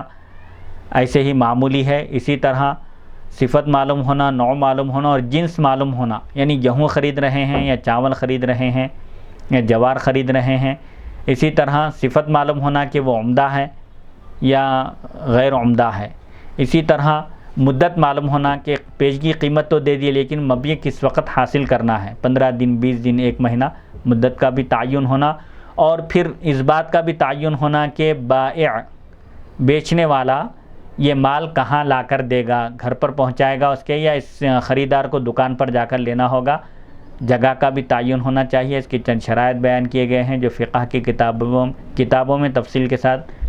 بیان کی گئی ہیں. تو آپ فرماتے ہیں کہ مدت کا بھی تعین کر لو اور یہ بتا دو کہ تم کس مدت تک کے لیے بیع سلم کر رہے ہو، تم پیسے دے رہے ہو، لیکن مال کب لینے والے ہو اس کا بھی ذکر کر دو، مدت کا تعین کر دو، اور تم کس جگہ پر اسے قبضے میں لوگے. یعنی جو چیز بھی تم خرید رہے ہو یہ بھی طے کر لو معاملے کے وقت کہ وہ چیز تم کو کہاں حوالے کی جائے گی، کیا تمہارے گھر پر پہنچائی جائے گی یا تم کو آ کر دکان سے لینا ہوگا. جگہ کا بھی تعین کر لو اور تم دوسرے فریق سے اس وقت تک الگ نہ ہونا جب تک تم اسے قبضے میں نہ لے لو. یعنی خرید و فروخت کا جب معاملہ ہو تو بیع سلم میں پہلے قیمت لی جاتی ہے تو پہلے قیمت لے لینا اور اس کے ساتھ یہ سب شرائط بھی بیان کر دینا. اگر تم نے ان 4 میں سے کسی ایک شرط کی بھی خلاف ورزی کی تو تمہاری بیع سلم فاسد ہو جائے گی. یعنی یہ جو 4 شرائط بیان کیے گئے ہیں، 4 شرائط کا پایا جانا ضروری ہے. جنس معلوم ہونا، نوع معلوم ہونا، صفت معلوم ہونا اور مدت کا تعین ہونا اور پھر جگہ کا تعین ہونا، یہ ضروری ہے. ان 4 شرائط میں سے کوئی ایک شرط اگر نہ پائی جائے تو بیع سلم فاسد ہو جائے گی، درست نہیں ہوگی. امام زید فرماتے ہیں سلے ہوئے کپڑے اور غیر سلے ہوئے کپڑوں میں بیع سلم کرنے میں کوئی حرج نہیں ہے. کپڑا بھی بیع سلم میں خریدا جا سکتا ہے، چاہے وہ سلا ہوا ہو یا سلا ہوا نہ ہو، اس میں بھی بیع سلم کی جا سکتی ہے. پہلے قیمت دے کر بعد میں کپڑا لیا جا سکتا ہے. کب؟ جبکہ تم اس کی لمبائی، چوڑائی اور اس کی کیفیت یعنی اس کی کوالٹی بیان کر دو. اس میں شرط یہ ہے کہ کپڑے کی لمبائی، چوڑائی اور اس کی کوالٹی بیان کر دو. تو پھر کپڑا چاہے سلا ہوا ہو یا سلا ہوا نہ ہو، ہر 2 کپڑوں میں بیع سلم درست ہے. امام زید فرماتے ہیں جانوروں میں بیع سلم جائز نہیں ہے، سامان میں بھی جائز نہیں ہے، جانوروں کی کھالوں میں بھی جائز نہیں ہے. البتہ اون، روئی، ریشم اور ہر وہ چیز جسے ناپا جا سکتا ہے یا تولا جا سکتا ہے اور جو لوگوں کے پاس دستیاب ہے، پائی جاتی ہے، مل سکتی ہے، ان میں بیع سلم کرنا جائز ہے. جانوروں میں اس لیے درست نہیں ہے کہ جانور کا گوشت کم زیادہ بھی ہو سکتا ہے. مثال کے طور پر 1 مہینے کے بعد جب وہ بکرا خریدنے کے لیے آئے اور یہ کہے، مشتری خریدنے والا یہ کہے کہ میں تو یہ سمجھا تھا کہ بکرا 15 کلو کا ہوگا 1 مہینے میں، لیکن یہ تو 12 کلو کا ہے. بہرحال اس میں مفضی الی المنازع، بیع میں ایک چیز ذہن میں رکھیں کہ جہاں بھی لڑائی جھگڑے کا امکان ہو اور مشتری اور بائع کے درمیان جہاں بھی تنازع ہو سکتا ہو، اس قسم سے شریعت نے منع کیا ہے. بیع جو مفضی الی المنازع ہوگی وہ درست نہیں ہوگی. باب الاقالۃ والتولیۃ، اقالے اور تولیہ کا بیان. بیع کی ایک قسم تولیہ بھی ہے اور ایک مرابحہ بھی ہے، جیسا کہ اس سے پہلے گزر چکا. بیع تولیہ اس بیع کو کہتے ہیں جس میں جس چیز کو جتنے میں خریدا گیا ہے اسی قیمت میں اگر بیچ دیا جائے تو وہ بیع تولیہ ہے، اور اگر منافع کے ساتھ، پروفٹ کے ساتھ بیچا جائے تو وہ بیع مرابحہ ہے. اور ایک اقالہ بھی ہے اس میں ایک قسم. حدیث نمبر 474 حدثني زید بن علی عن ابیہ عن جدیہ عن علی رضی اللہ عنہ قال قال رسول اللہ صلی اللہ علیہ وسلم من اقال نادما اقال اللہ نفسه یوم القیامت ومن انظر معسرا او وضع له اظلہ اللہ فی ظل عرشہ. حضرت علی رضی اللہ عنہ بیان کرتے ہیں نبی اکرم صلی اللہ علیہ وسلم نے ارشاد فرمایا جو شخص نادم ہو کر اقالہ کرے، بیع کو توڑ دے، تو اللہ تعالیٰ قیامت کے دن اس کو معاف کر دے گا، اس کا اقالہ کرے گا. اور جو شخص کسی تنگ دست شخص کو مہلت دے، کوئی قرض دار اگر اس کا غریب ہے، تنگ دست ہے، خود محتاج ہے، وہ قرضہ ادا کرنے کے اس میں نہیں ہے اور قرض کا اس کو اگر مہلت دے، 1 مہینے کا ٹائم دیا تھا، اس کا وقت اور بڑھا دے، یا اس کو معاف کر دے، یا اس کا پورا قرضہ معاف کر دے، یا کچھ مقدار معاف کر دے، تب بھی وہ اللہ تعالیٰ اس کو اپنے عرش کا سایہ نصیب کرے گا. یعنی اس میں فضیلت بیان کی جا رہی ہے کہ اگر کوئی خرید و فروخت کا معاملہ ہو اور اس میں کسی کو ندامت ہو اور وہ بائع اور مشتری معاملے کو فسخ کرنا چاہیں اور دونوں بھی ایک دوسرے کے ساتھ کمپرومائز کر کے ایک دوسرے کا تعاون کریں اور بیع کے معاملے کو ختم کر کے تنازع کو ہوا نہ دیں، تو ایسے شخص کے بھی اللہ تعالیٰ قیامت کے دن اس کو معاف کر دے گا جو نرمی کا رویہ اختیار کرے گا۔ اسی طرح اگر کوئی شخص کسی کو قرض دے اور اس کو تنگ دست پائے، محتاج پائے اور وہ قرض ادا کرنے کے مومنٹ میں نہ ہو اور یہ شخص قرض خواہ اس کے ساتھ رعایت کرے، نرمی کرے، اس کی مدت بڑھا دے قرض کی، یا اگر وہ کچھ قرض معاف کر سکتا ہے تو معاف کر دے، اس کا کچھ قرض گھٹا دے، معاف کر دے، تو اللہ تعالیٰ قیامت کے دن اس کو اپنے عرش کا سایہ نصیب کرے گا۔ حدیث نمبر 475 وقال زید بن علی رضی اللہ عنہما الاقالۃ بمنزلۃ البیع والتولیۃ بمنزلۃ البیع یفسدہما ما یفسد البیع ویجیزہما ما یجیز البیع۔ امام زید فرماتے ہیں اقالہ بیع کی طرح ہے اور تولیہ بیع کی طرح ہے، ان دونوں کو ہر وہ چیز فاسد کر دیتی ہے جو سودے کو فاسد کر دیتی ہے۔ یعنی اقالہ اور تولیہ دونوں بھی ایک قسم کی بیع ہے، بیع ہی ہے، یہ معاملہ ہے خرید و فروخت کا، اور جن چیزوں سے سودا فاسد ہو جاتا ہے، بیع فاسد ہو جاتی ہے، ان چیزوں سے اقالہ اور تولیہ بھی فاسد ہو جاتا ہے، اور ان دونوں کو ہر وہ چیز جائز قرار دیتی ہے جو سودے کو جائز قرار دیتی ہے۔ یعنی جب یہ اقالہ اور تولیہ بیع ہی کی طرح ہے تو اقالے اور تولیہ میں بھی وہی احکام ہوں گے جو عام طور پر دیگر بیوع میں ہوتے ہیں۔ خرید و فروخت کے معاملات میں جو چیزیں ہوتی ہیں، یعنی جن چیزوں سے خرید و فروخت کا معاملہ فاسد ہو جاتا ہے، ان تمام چیزوں سے اقالہ اور تولیہ بھی فاسد ہو جاتے ہیں۔ فاسد یعنی وہ نادرست ہوتے ہیں، اقالہ فاسد ہوتا ہے یعنی وہ معاملہ ختم ہو جاتا ہے، بیع فاسد ہوتی ہے یعنی وہ بیع درست نہیں ہے۔ اسی طرح باب الشفعاتی، یہ شفعہ کا بیان ہے۔ شفعہ کا مطلب یہ ہے کہ اگر کوئی شخص اپنی زمین یا اپنا مکان یا اپنا پلاٹ بیچنا چاہے تو اس کو پہلے اس کے لیے حکم یہ ہے کہ وہ اپنے پڑوسی کو جس کا مکان یا جس کا پلاٹ یا جس کی زمین اس کے زمین سے متصل ہے پہلے اس کو بیچے۔ الجار احق بشفعتہ، پڑوسی اپنے شفعہ کا زیادہ حقدار ہوتا ہے کسی دوسرے شخص کو بیچنے کے بجائے۔ پہلے آزو بازو والے جو شفعہ کے حقدار ہیں ان کو پہلے پیش کرنا چاہیے، پیشکش کرنا چاہیے، اس کے بعد پھر اس کو دوسروں کو بیچنے کی اجازت ہے۔ اسی کو شریعت میں شفعہ کہتے ہیں۔ حدیث نمبر 476 حدثنی زید بن علی عن ابیہ عن جدیہ عن علی رضی اللہ عنہ انہ قضا للجار بالشفعۃ فی دار من دور بنی مرحبۃ بالکوفۃ وامر شریحا ان یقضی بذلک۔ حضرت علی رضی اللہ عنہ کے بارے میں یہ بات منقول ہے، انہوں نے کوفہ میں بنی مرحبہ کے محلے میں گھر کے بارے میں پڑوسی کے حق میں آپ نے شفعہ کا فیصلہ صادر کیا تھا۔ انہوں نے قاضی شریح کو، قاضی شریح جو تقریباً ایک طویل عرصے تک کوفہ میں قضات کے فرائض اب انجام دیتے رہے، حضرت علی رضی اللہ عنہ نے ان کو یہ ہدایت دی تھی کہ آپ اس بارے میں اس طرح کا فیصلہ صادر کریں، جو پڑوسی ہے اگر راستہ ایک ہی ہو اور کوئی تقسیم نہ ہوئی ہو، دوسرے کو بیچنے کی صورت میں پڑوسی کو تکلیف ہو سکتی ہے راستے کی یا کسی اور صورت میں، تو پھر ایسی صورت میں شریعت یہ کہتی ہے کہ پہلے اڑوس پڑوس کو جس کو شفاء کا حق حاصل ہے، جس کا مکان یا جس کی دیوار یا جس کی زمین اس کی زمین سے متصل ہے، پہلے اس کا حق ہے۔ اگر وہ خریدنے سے انکار کر دے تب وہ پھر کسی دوسرے کو بیچ سکتا ہے۔ حدیث نمبر 477 سألت زید بن علی رضی اللہ عنہما عن الشفاعۃ فقال رضی اللہ عنہ الشریک احق من الجار والجار احق من غیرہ ولا شفاعۃ لجار غیر لزیق وقال زید بن علی رضی اللہ عنہ الشفیع على شفاعته اذا علم ما بینہ وبینہ ثلاثة ایام فإن ترک المطالبة له ثلاثة ایام بطلت شفاعته كان رضی اللہ عنہ یقول لا شفاعة الا في عقار او ارض وقال زید بن علی رضی اللہ عنہ الشفاعة على عدد الرؤوس لا على الانصبة قال زید بن علی رضی اللہ عنہ لا شفاعة لليهود ولا النصارى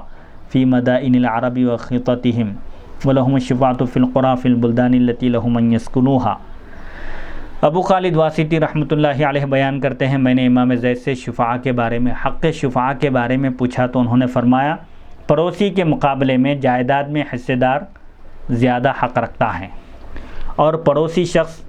یعنی پہلے جو قریبی رشتہ دار اگر مکان کے بازو ہیں تو پہلے ان کا حق ہے شفاع کا، ان کو حق شفاع حاصل ہے۔ اگر قریبی رشتہ دار نہ ہو بلکہ پڑوسی ہو تو پھر دوسرے نمبر پر پڑوسی آتا ہے، اور پڑوسی شخص دوسرے شخص کے مقابلے میں زیادہ حق رکھتا ہے، اور جو پڑوسی ساتھ ملا ہوا نہ ہو اسے شفاع کا کوئی حق نہیں ہے۔ یعنی پڑوسی جو اس کی زمین یا اس کے مکان یا اس کے پلاٹ سے جو متصل ہو، جس کو نقصان پہنچ سکتا ہے اس کے مکان یا پلاٹ یا زمین بیچنے سے، دوسرے شخص کے آنے سے، اس کے راستے میں یا اس کے لیے کوئی مسئلہ ہو سکتا ہے، تو پہلے جو قریبی جو رشتہ دار ہے مکان سے متصل یا زمین سے یا پلاٹ سے، ان کو بیچنا چاہیے۔ ان کے بعد پڑوسی کا حق ہے، وہ بھی ایسا پڑوسی جو اس کے مکان کے ساتھ متصل ہو۔ جو قریبی پڑوسی نہ ہو اس کا کوئی حق نہیں ہے شفاع میں۔ امام زید فرماتے ہیں شفیع کو اپنے شفاع کا حق اس وقت تک رہے گا جب تک کہ اسے علم نہ ہو شفاع کا، یعنی اگر کوئی شخص سفر میں گیا ہوا ہو اور اس کا پڑوسی مکان یا پلاٹ یا زمین بیچ دے تو اس کی غیبوبت یعنی اس کا اپنے شہر سے یا اپنے مکان سے دور رہنا یا اس کو اس کا علم نہ ہونا، یہ اس کے حق شفاع کو باطل نہیں کرتا، بلکہ اس کو شفاع کا حق حاصل رہتا ہے۔ اگرچہ کہ 3 دن گزر جائیں وہاں پر، اگر وہ حق شفاع حاصل ہونے کی اطلاع ملنے کے باوجود اگر وہ اپنا حق طلب نہ کرے تو پھر اس کا حق باطل ہو جاتا ہے۔ اطلاع ملنے کے بعد، پتہ چلنے کے بعد اس کو فوراً طلب اشہاد یعنی کسی کو گواہ بنانا چاہیے اور اپنا حق حاصل کرنے کے لیے اپنی رائے کا اس کو اظہار کرنا چاہیے۔ اگر وہ 3 دن تک مطالبہ نہیں کرتا ہے تو اس کا حق شفاع باطل ہو جائے گا۔ ملنے کے بعد اس کو اطلاع ملنے کے بعد اس کو 3 دن کا اختیار ہے، 3 دن کے اندر وہ اپنے ارادے کا اظہار کر دے، ورنہ 3 دن اگر گزر جائیں گے تو پھر اس کو شفاع کا حق حاصل نہیں رہے گا۔ امام زید فرماتے ہیں شفاع صرف جائیداد اور زمین میں ہو سکتا ہے۔ حق شفاع صرف یہ غیر منقولہ چیزوں میں ہوتا ہے، جیسے زمین ہے، مکان ہے، پلاٹ ہے، اس کو ایک جگہ سے دوسری جگہ منتقل نہیں کیا جا سکتا، شفٹ نہیں کیا جا سکتا، اسی لیے ان میں حق شفاع دیا گیا ہے تاکہ کسی غیر اخلاق شخص کے آنے سے پڑوسیوں کو تکلیف نہ ہو، کسی نقصان پہنچانے والے شخص کے آنے سے پڑوسیوں کو تکلیف اور نقصان نہ ہو، اس لیے شریعت میں یہ حق دیا گیا ہے حق شفاع۔ البتہ جو چیزیں ایک جگہ سے دوسری جگہ منتقل کی جا سکتی ہیں جیسے ساز و سامان ہیں اور منقولہ اشیاء ہیں، ان میں حق شفاع حاصل نہیں ہے، یعنی ان میں پڑوسی یہ دعویٰ نہیں کر سکتا کہ یہ چیز مجھے ہی بیچو، تم دوسروں کو نہیں بیچ سکتے، کیونکہ ان چیزوں کو ایک جگہ سے دوسری جگہ شفٹ کیا جا سکتا ہے، منتقل کیا جا سکتا ہے۔ اسی لیے شفاع کا حق صرف جائیداد، عقار، مکانات اور زمینات وغیرہ میں ہے، غیر منقولہ اشیاء میں ہے، منقولہ اشیاء میں نہیں ہے۔ امام زید فرماتے ہیں شفاع حصے داروں کے حساب سے ہوتا ہے، حصوں کے حساب سے نہیں، یعنی زمین کتنی ہے اس حساب سے نہیں، زمین میں کتنے حصے دار ہیں اس حساب سے ہوگا۔ امام زید فرماتے ہیں یہودی یا عیسائی کو عربوں کے علاقوں میں شفاع کا حق حاصل نہیں ہوگا۔ اگر کوئی پڑوسی یہودی ہو یا عیسائی ہو یعنی نصرانی ہو تو اس کو حق شفاع حاصل نہیں ہوگا، البتہ جو ان کے مخصوص رہائشی علاقے ہیں وہاں انہیں شفاع کا حق حاصل ہوگا۔ اگر کوئی ایسی بستی ہے جہاں یہودی زیادہ رہتے ہیں یا عیسائی زیادہ رہتے ہیں، ان کی میجارٹی ہو، ان کی اکثریت ہو، تو پھر ان کو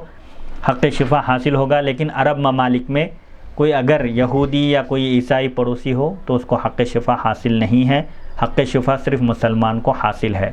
باب المضاربت، مضاربت کا بیان، حدیث نمبر 478۔ حدثنی زید بن علی عن ابیہ عن جدیہ عن علی رضی اللہ عنہم فی المضارب یضیع منہ المال فقال رضی اللہ عنہ لا ضمان علیہ والربح علی ما اصطلح علیہ والوضیعۃ علی رأس المال۔ مضاربت کا مطلب یہ ہے کہ ایک شخص کے پاس رقم نہ ہو لیکن اس کے پاس کوئی ہنر ہو یا وہ تجربے کار ماہر تاجر ہو، ایک دوسرا شخص انویسٹ کرے، پیسہ لگائے، اس میں مال اپنا لگائے اور یہ محنت کرے اور کاروبار کرے، پھر ان دونوں کے درمیان نفع بھی طے ہو کہ رب المال جس کا مال ہے اس کو 60% اور جو مضارب ہے یعنی بیع مضاربت کرنے والا، جو خرید و فروخت کرنے والا ہے یا جو کاروبار کرنے والا ہے، وہ دونوں مل کر پہلے آپس میں منافع بھی طے کر لیں، یہ بیع مضاربت کہلاتا ہے۔ حضرت علی رضی اللہ عنہ ایسے مضارب شخص کے بارے میں فرماتے ہیں، بیع مضاربت کرنے والے کے جس کا مال ضائع ہو جاتا ہے، پیسہ لگانے کے بعد فائدہ نہیں ہوا لیکن نقصان ہو گیا، تو آپ فرماتے ہیں کہ مضارب پر کوئی ضمان نہیں ہوگا، یعنی مضارب ان پیسوں کا ذمہ دار نہیں ہوگا اور اس سے منافع اسی حساب سے ملے گا جو انہوں نے آپس میں طے کیا تھا، یعنی آپس میں جو منافع انہوں نے طے کیا تھا پرسنٹیج کے لحاظ سے، اس حساب سے رب المال اور مضارب کو ملے گا، اور کمی اصل مال کے اندر سے کر دی جائے گی، یعنی اصل مال جو لگایا گیا تھا تجارت میں، کاروبار میں، اس میں سے کمی کر دی جائے گی، لیکن ان دونوں کے حصوں میں کوئی کمی نہیں آئے گی آپس میں جو معاملہ طے ہوا تھا، کیونکہ اس میں بھی نفع اور نقصان میں، کسی بھی تجارت میں ہو نفع اور نقصان میں شرکت کے ساتھ ہی وہ معاملہ درست ہے۔ حدیث نمبر 479، وقال زید بن علی رضی اللہ عنہما فی رجل یدفع الی رجل مالا مضاربۃ بالثلث و100 درہم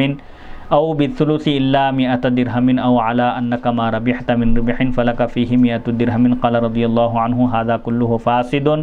والربح علی المال والوضیعۃ علی المال وللمضارب اجرۃ مثلہ وإن قال بالثلث أو بالربع أو بالعشر فالمضاربة جائزة، وقال زيد بن علي رضي الله عنهما لا تجوز المضاربة إلا بالدنانير والدراهم ولا تجوز بالعرض، وقال زيد بن علي رضي الله عنهما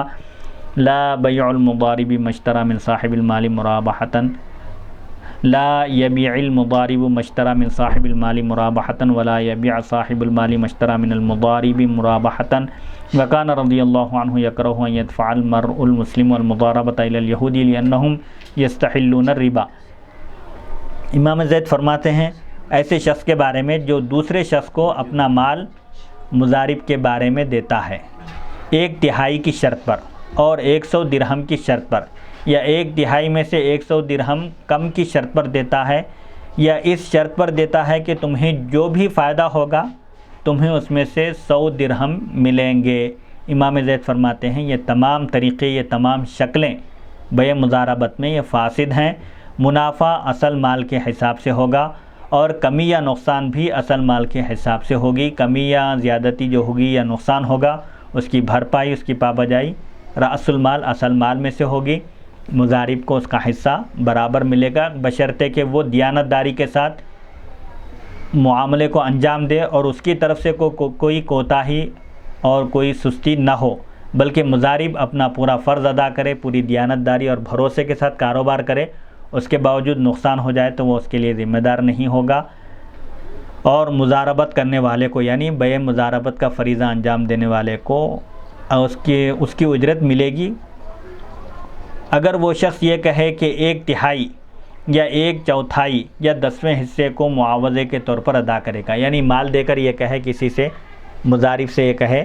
کہ اس مال میں تجارت کرو اور جو مال حاصل ہوگا اس کا 1/3 یا 1/4 حصہ میں تم کو دوں گا، یا 10واں حصہ، مثال کے طور پر 1000 اگر نفع ملے تو میں اس میں سے تم کو 100 روپے معاوضے کے طور پر ادا کروں گا، تو یہ مضاربت جائز ہے۔ منافع پروفٹ جو بھی ہے وہ پہلے اس کا پرسنٹیج بھی طے کر لیں۔ امام زید فرماتے ہیں مضاربت صرف دینار اور درہم میں، روپیہ پیسوں میں کی جا سکتی ہے، یہ سامان میں یہ معاملہ درست نہیں ہے۔ امام زید فرماتے ہیں مضارب شخص اس سامان کو فروخت نہیں کرے گا جو اس نے مال کے مالک سے نفع کے طور پر خریدا ہو، اور مال کا مالک اس مال کو فروخت نہیں کرے گا جو اس نے مضارب شخص سے نفع کے طور پر خریدا ہو۔ امام زید رضی اللہ عنہ اس بات کو مکروہ قرار دیتے ہیں کہ کوئی مسلمان شخص مضاربت کسی یہودی کو دے، یعنی اپنا مال بیع مضاربت کے لیے مسلمان ہی کو دے، کسی یہودی یا نصرانی کو نہ دے۔ اسی طرح اگر کوئی کافر مشرک ہے جو سودی معاملات کرتا ہے، غلط کاروبار کرتا ہے، شراب کا کاروبار ہے یا دیگر حرام کاموں کا اگر کاروبار ہو تو پھر اس میں بھی بیع مضاربت نہیں کی جا سکتی۔ بیع مضاربت کے لیے مسلمان کا انتخاب کرے اور وہ بھی مسلمان غلط کام میں اس کا استعمال نہ کرے۔ اس کی وجہ یہ ہے، یہودی کو مال مضاربت دینے سے اس لیے منع کیا گیا، اس کی وجہ یہ ہے کہ یہودی رشوت کو، سود کو جائز سمجھتے ہیں، وہ سودی کاروبار کریں گے، پھر سود سے حاصل ہونے والی رقم اس کو ادا کریں گے، اسی لیے آپ نے فرمایا کہ مال مضاربت یہودی کو نہ دیا جائے بلکہ مسلمان کو دیا جائے۔ باب المزارعتی والمعاملہ، کاشتکاری اور معاملے کا بیان۔ اگر کسی کے پاس زمین ہو اور وہ کاشتکاری کی صلاحیت نہیں رکھتا یا اس کے پاس سرمایہ نہ ہو اور وہ کسی دوسرے شخص کو کسان کو زمین بٹائی پر دے اور یہ کہے کہ پھر اس کی جو فصل وغیرہ جو بھی ہے معاملے کو طے کر لے کہ کسان اس میں بیج بوئے گا، ہل چلائے گا، فصل کاٹے گا، پھر اس میں سے ان دونوں کا جو پرسنٹیج ہوگا وہ بھی طے کر لے، اس کو مزارعات کہتے ہیں، زمین کو بٹائی پر دینا۔ یہ بھی ایک قسم ہے جس کی شریعت میں شرائط کے ساتھ اجازت دی گئی ہے۔ یہ نہ کہے کہ اس حصے پر اگنے والی فصل میری ہے اور اس حصے پر اگنے والی فصل تمہاری ہوگی۔ تو اس میں ہو سکتا ہے کہ کسان کی زمین میں کوئی فصل نہ ہو اور زمین کے مالک کے حصے میں فصل اگے، تو اس میں ایک کو نقصان ہو سکتا ہے۔ ایسی صورت میں وہ مزارعات درست نہیں ہوگی۔ حدیث نمبر 480، حدثنی زید بن علی عن ابیہ عن جدیہ عن علی رضی اللہ عنہم ان رسول اللہ صلی اللہ علیہ وسلم نہى عن قبالة الارض بالثلث والربع وقال صلی اللہ علیہ وسلم اذا كان لأحدكم ارض فليزرعها او ليمنحها اخاه فتعطلت كثيرا من الارضين فسألوا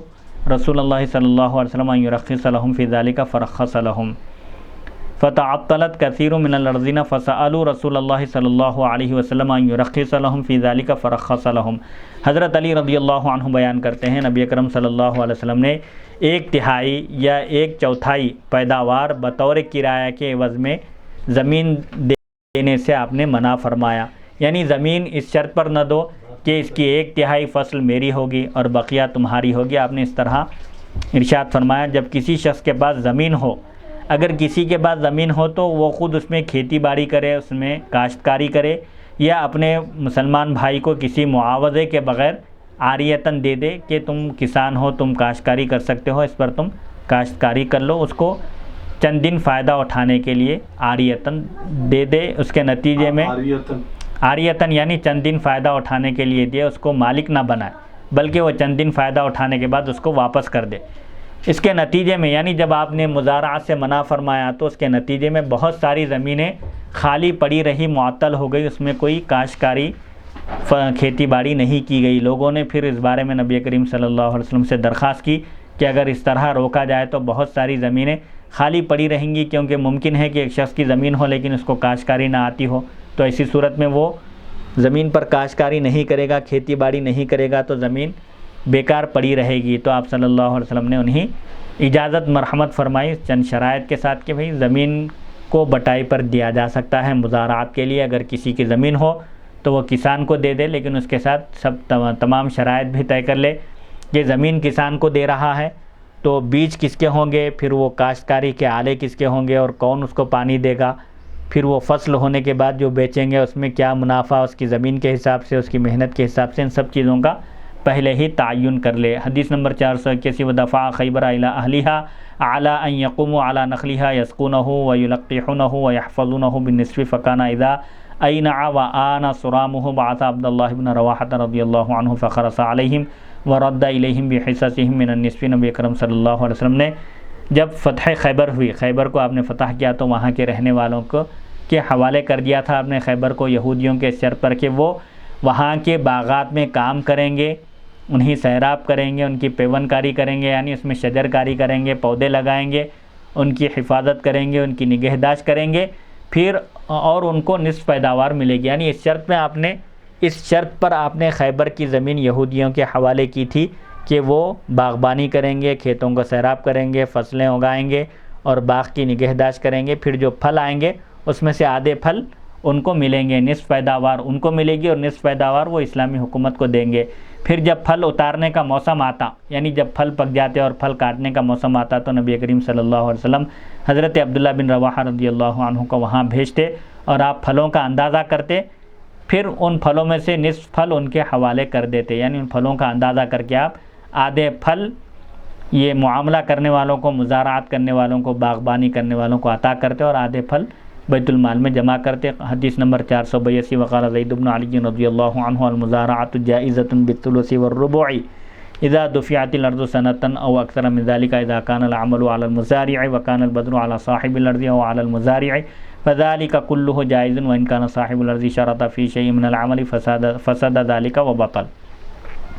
امام زید فرماتے ہیں مزارعات یعنی زمین کو بٹائی پر دینا، کاشتکاری کے لیے دینا 1/3 یا 1/4 پیداوار کے بدلے میں، یہ درست ہے، جائز ہے، لوگوں کی ضرورت اور حاجت کو پیش نظر رکھ کر اس کے جواز کا فتویٰ دیا گیا ہے، جبکہ زمین کو 1 سال یا اس سے زیادہ عرصے کے لیے کام کرنے والے کے حوالے کر دیا جائے، جبکہ کام کرنا مزارع کے ذمہ ہو، کاشتکار کے ذمہ ہو، کسان کے ذمہ ہو، اور بیج دینا زمین کے مالک کے ذمہ ہو، بیج زمین کا مالک فراہم کرے گا اور کسان کھیتی باڑی کرے گا،